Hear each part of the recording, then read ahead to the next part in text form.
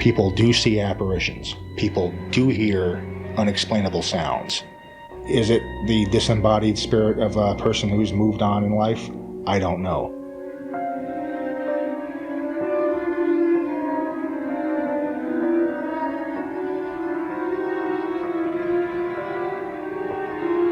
As a young boy, it was a pretty spooky place to live in. I was frightened on a number of occasions.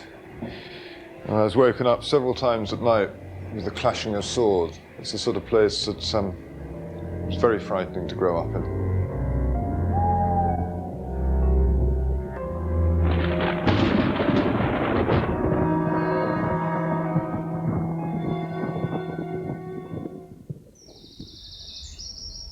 The Forest of Dean in Gloucestershire, a hunting ground for all manner of folk fascinated by the paranormal. I would describe myself as a researcher or investigator into the field of a ghostly phenomenon. I am not a ghost buster, which is the popular term these days. Ghostbuster being someone who goes around trying to get rid of ghosts. I don't have the slightest interest in getting rid of ghosts because if they're gotten rid of, I don't have anything to investigate. Randy Liebeck is a cop from New Jersey, over here on a special assignment.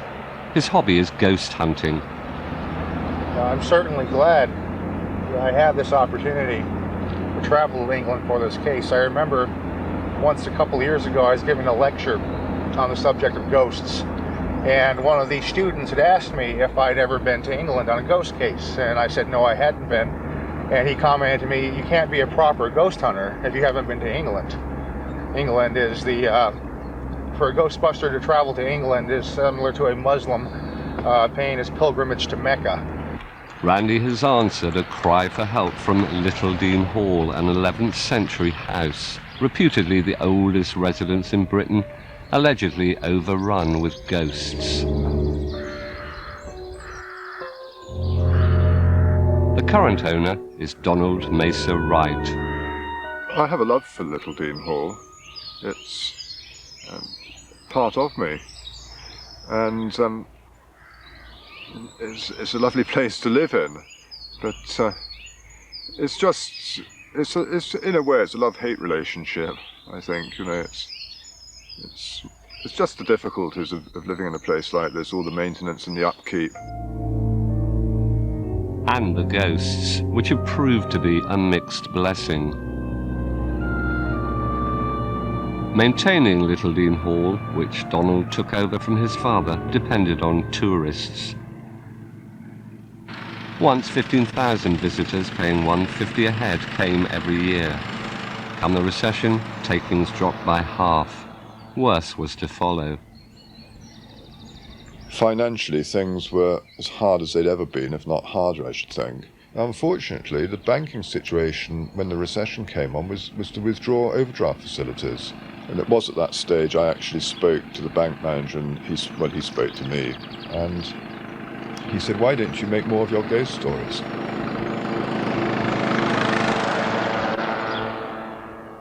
When the bank manager speaks, sensible customers listen. The ghosts might just be all talk. But official sightings could bring the tourists flocking. Get Randy, someone suggested, and Randy came running. First up for interrogation is Matt, the son and heir. Conducting a paranormal investigation is very similar to conducting a police investigation. Some of the specific skills that I've developed as a police officer that I find of a special utility in ghost hunting are interviewing techniques that we are taught in the police academy. Could you please state your name? Yeah, my name's Matt Mesa Wright. Okay, Matt. I want to ask you a few questions pertaining to what you experienced in the house. Sure. I will warn you now that a few of the questions may take on a bit of a personal nature. I'm going to ask questions involving your experiences with drugs and alcohol, any psychiatric history you may have had. There's a reason for that.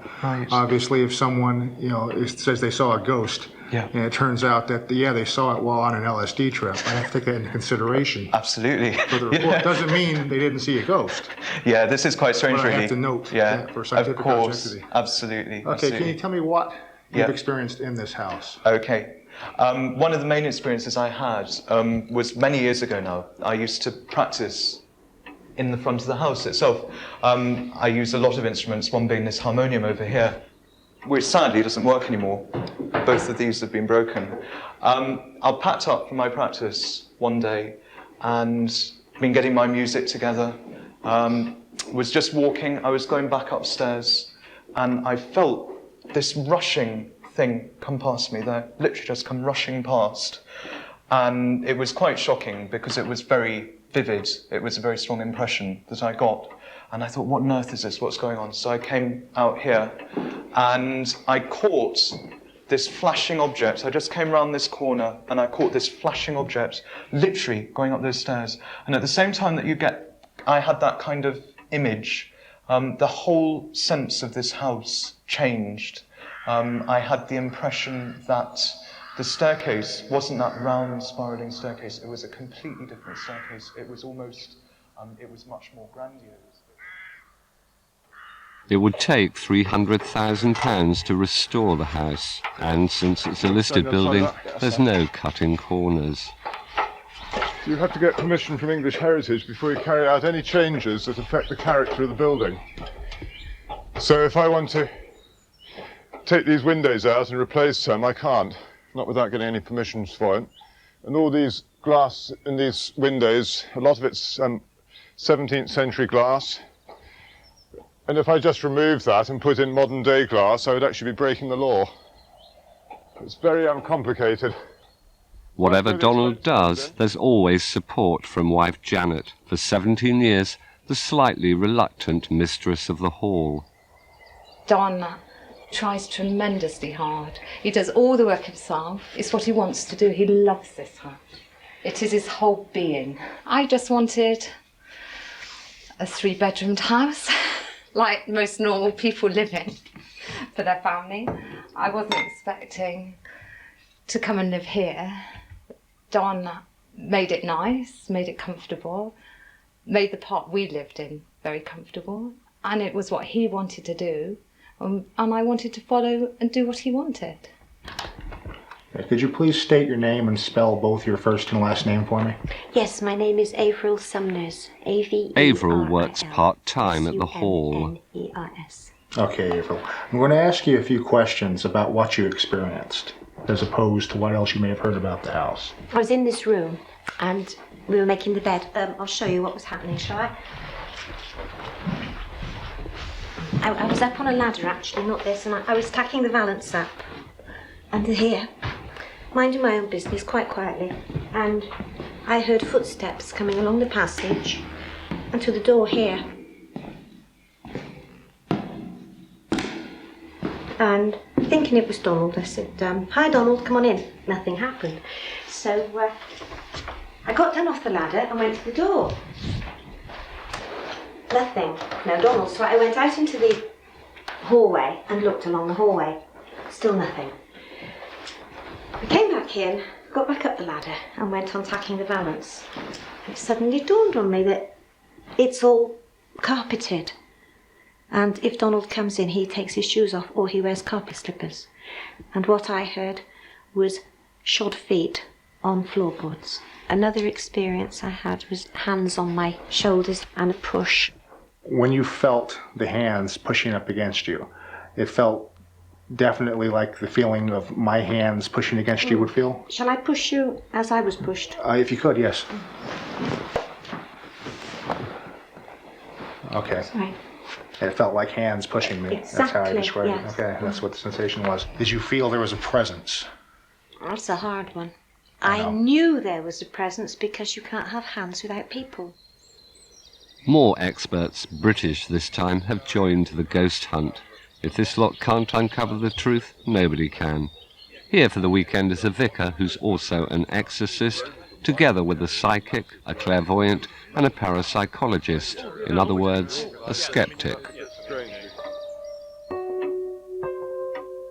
I've invited you here so that we can actually try and identify whether there is or is not paranormal activity on this site. And what I'm going to do is to take you through the rooms in the house that have most of the stories attached to them, and then you're all going to carry on and start your investigations. If they do prove the ghosts exist, it could result in a new lease of life for Littledean Hall.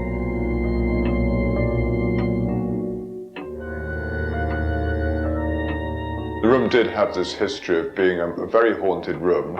Nobody knew what the room was haunted by, and visitors have actually seen ghosts. They've seen a woman standing there looking out of the window in broad daylight. This has been visitors coming here. So people have been seeing ghosts Yes. Since you've been here? Yeah, since the house has been open to the public, people have been seeing ghosts in this room. And what have you experienced yourself then? it's in the room above here where I had the main experience I've had, and that was particularly unpleasant. So this was the story of when I was woken up in the middle of the night, door slammed, bang, and a man walked across the room to where the windows are, moved back to the middle of the room, and I could sense his presence and feel his presence, and I'm absolutely convinced this was a ghost because A, the room was wider than it is today, and the corridor's been put down the side. B, the door he slammed couldn't be today's door, because today's door's got glass panes in it which rattle if you slammed it. And the most convincing thing was that his footsteps were resounding on bare floorboards, and there's a carpet in the room. And so those things convinced me that afterwards, this actually wasn't at the time this space.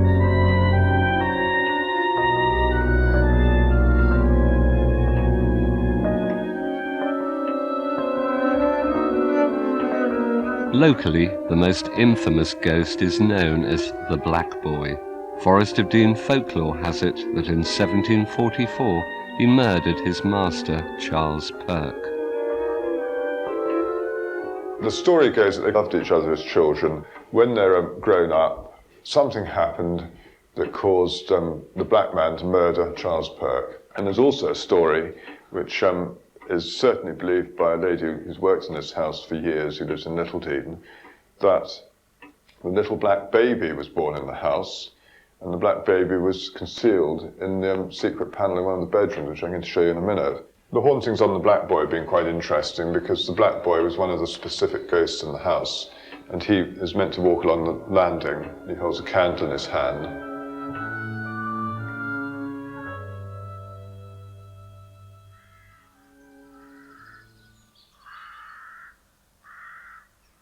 Now that he's got names to go on, Randy is intent on finding the bodies. Historical research into the background of a haunting is very important, especially in cases such as at Littledean, where there are a variety of oral legends passed around about certain events connected with the hauntings, and it's useful to check to see if there's any evidence that these events actually happened in the past. Eager to help with inquiries is Littledean's very own amateur historian, Megan Perry. Why don't we have a look here at the tombstone of Charles Perk. Here we are. This is an actual grave here? This is the actual grave. His remains are underneath this stone. Now, this is the man who, it is alleged, was killed by his black servant in the 18th century. His death here is recorded at the age of 23 years. Now then, so this is what you want to ask. So this ties directly in with the Black Boy ghost legend then? That's right. And of course, if you look here, we have the burial of William Ellis, son of Qualque Effudden, a Negro of Guinea. There is other recording of black people in the area because in the 18th century, there were about 2,000 black people living in Bristol. So there is a basis in reality for at least the framework of the legend of the little black boy. Very much. The circumstances are feasible. Oh yes, absolutely.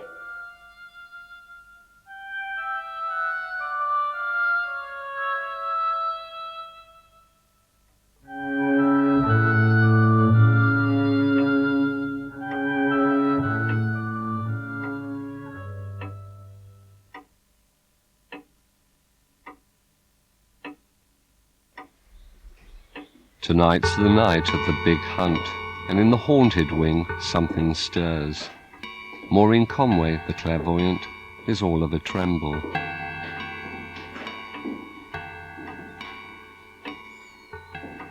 Conflict. That is There's a lot of doors here that have been moved that are not where they should be. I think that's where a lot of the conflict is as well. This room I don't think would ever be warm, whatever you do to it. Apart from what we were shown, I think there's been a lot of family conflict in this room. Over generations. A lot of endings.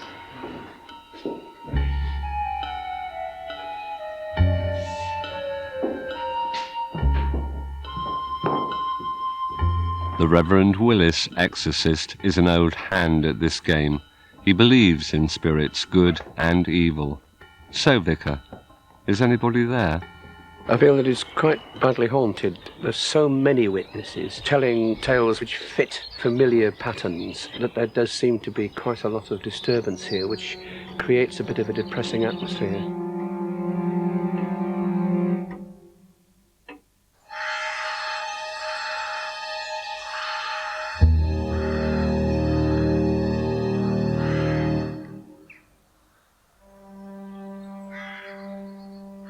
I feel that the house has got an identity of its own. I've always felt very secure in the part we live in, but not so much round the front. You feel nervous. It is cold. It's lovely and warm round this part. It is cold round there, so you get a feeling of coldness. Almost a feeling that the house doesn't want you to go round there. I've never felt that it's really welcoming me to go round there. It doesn't particularly want me to visit it.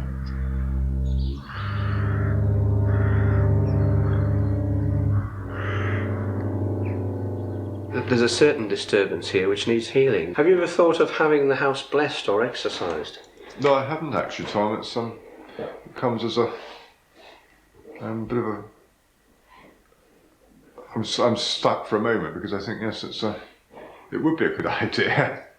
I think my family would be. Janet, my wife, I think she would be very keen for the house to be blessed. Yeah.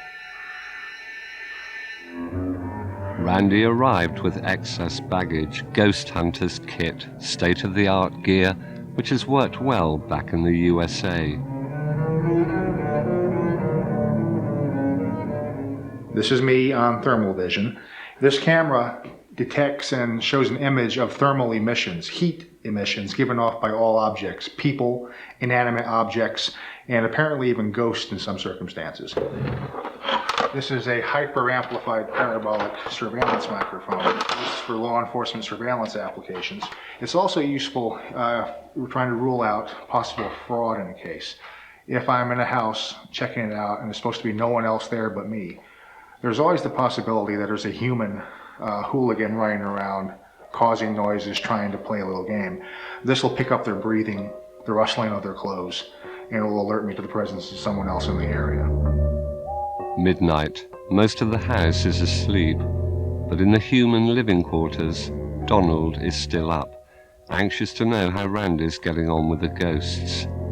The fate of a piece of old England may well be decided by a cop from New Jersey.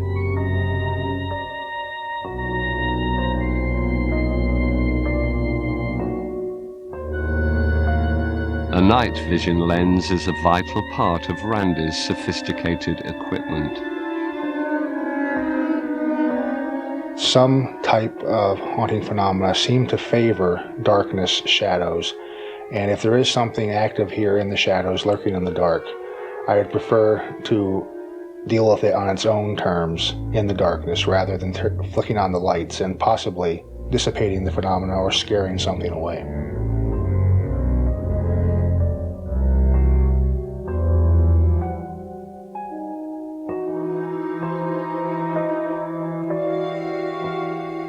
Now we're entering the blue bedroom, which is the focal point of a lot of the haunting activity in this house.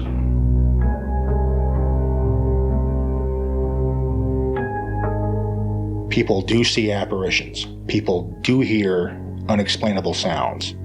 Is it the disembodied spirit of a person who's moved on in life? I don't know.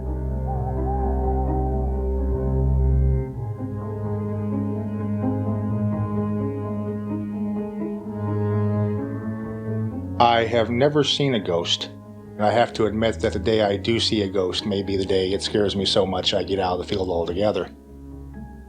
I have been in a couple situations where, through the use of the instruments I use, we have recorded some very unusual phenomena that at the moment we can't explain through any natural means.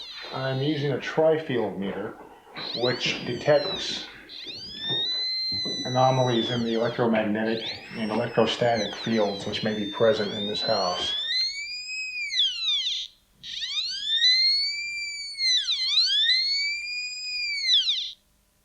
I detected an anomalous energy field. This was unusual because it affected my equipment in a way that my equipment hasn't been affected before. And it was also interesting because trying as hard as I couldn't locate the source of the distortion field. I don't see anything that tells me it's paranormal, but I can't rule that out.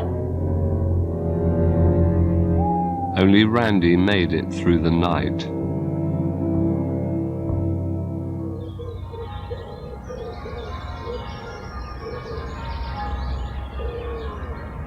Today, Donald will finally decide if it's best to sell up or stay put. He'll take the advice of the experts, the people who ought to know by now if Littledean Hall really is haunted. The place has a protective quality which actually gives it a prison-like quality. It's as though it's not allowing anybody out, which in an odd sort of way is going to create a lot of conflict to whoever is living here. Perhaps a lot of the experiences that have occurred in this area perhaps could be explained from what we know about the brain through psychology, if you like, and don't really require any sort of supernatural explanation. Right. And I think a lot of the comments made by the sort of psychic and spiritual members of the team really are actually relating to the psychology of what's happening here, rather than anything outside that. At this stage of the investigation, I haven't uncovered anything which gives evidence that there is a haunting taking place here. Right. But just as importantly, I haven't uncovered anything which indicates that a haunting is not occurring, and that's just as important. It's easier to rule out haunting activity as being fraud, misinterpretation, people just come up with things totally out of a blue sky.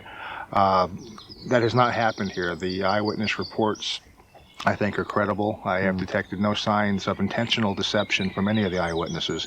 And the commonality of the reports fits in with established patterns of experiences that we find to occur in valid hauntings. So nobody is really any the wiser, but if there are ghosts, the Meserites want them put out of their misery. Bless, O Lord, this house, and drive far from it all the snares of the enemy. May your holy angels dwell herein to preserve them in peace, and may your blessing be upon it evermore. We pray, Lord, for repose the soul of the coloured lad, that he may be at peace, that he may no longer haunt this place. And we pray that whatever has been wrong in this place may be put to peace. The peace of God be upon this place, now and forevermore. Amen.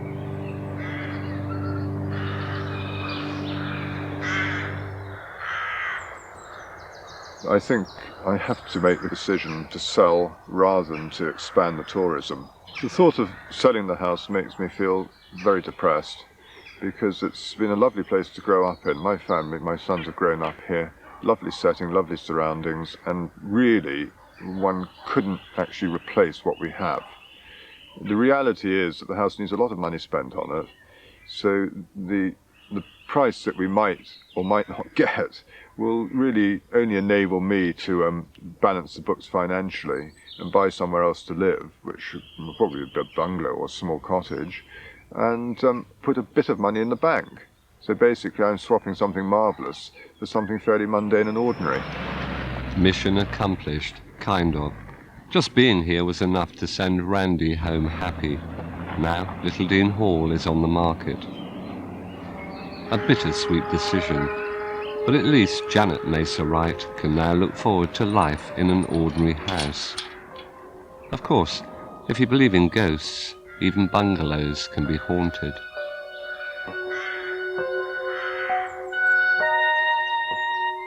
Since this film was made, the Mesa Wright family have sold Littledean Hall and moved to a cottage within the grounds.